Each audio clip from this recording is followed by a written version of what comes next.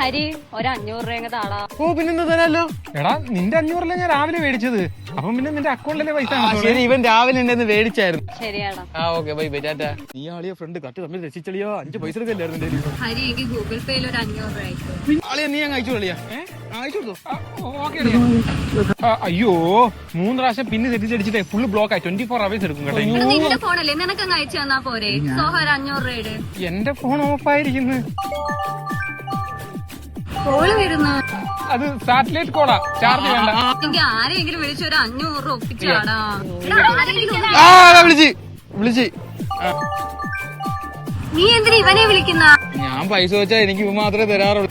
ഹരി അനസിക്ക, ഞാൻ നിങ്ങളെ കാണാനായിട്ട് ഇരിക്കുവായിരുന്നു. ഒരു 500 രൂപ തരുമോ? ഞാൻ സൂചി നൂലും മേടിക്കാൻ 2 രൂപ തിരക്കി ഇറങ്ങിയതായിരുന്നു. എന്തിന്? ജട്ടി തയ്ക്കാൻ. ഞാൻ നിങ്ങളോട് ചോദിക്കാൻ പാടില്ലായിരുന്നു, സോറി. ചാപ്ലെയർ കിട്ടു. എന്തിനാടാ? അടിച്ചു വെക്കാനായിരുന്നു. നീ വെയിറ്റ് ചെയ്യ. ഷഡ്യൂരി കൊടുക്കാൻ പോന്ന ഇതിലൊരു പിന്നു കുത്തി വെച്ചിട്ടുണ്ടായിരുന്നു. കൊണ്ടുപോയി കളിയാ. അൻസിക്ക പിന്നൂത്തുമ്പോ നോക്കി കുത്തണല്ലേ, ബലൂ പൊട്ടി പോവും. പൈസ ഉള്ള ആരെങ്കിലും നിന്റെ ഒക്കെ കൂട്ടത്തിലുണ്ടാ? പൈസ ഉള്ള ഒരാളെ ഞങ്ങളെ കൂട്ടത്തേ ഉള്ളു. ആര്? നോട്ടൊന്നുമില്ലേ? ഈ പിച്ചക്കാരനുമായിട്ട് നിങ്ങൾ എങ്ങനെ കമ്പനിയായി? അവനാ ഞങ്ങൾക്ക് എന്നും വൈകുന്നേരം ചായയും കടിയും മേടിച്ചു തരുന്നത്. നമുക്ക് വേണ്ടി അവൻ കഷ്ടപ്പെട്ട് പണിയെടുക്കുന്ന. ഏടി കരിയുണ്ടോ? കരി ഐലൈനർ ഉണ്ട്. എന്തോ ഈ വൈകിട്ട് ഗേൾ ഫ്രണ്ടുമായിട്ട് ഒരു ഫംഗ്ഷന് പോണം. അപ്പൊ ഷൂ ഊരേണ്ടി വരുവേ. നിനക്ക് ചായ കിട്ടിയാ അവന്റെ ഡ്യൂട്ടി ഒന്ന് കഴിയട്ടെ. അളിയ പെട്ടെന്ന്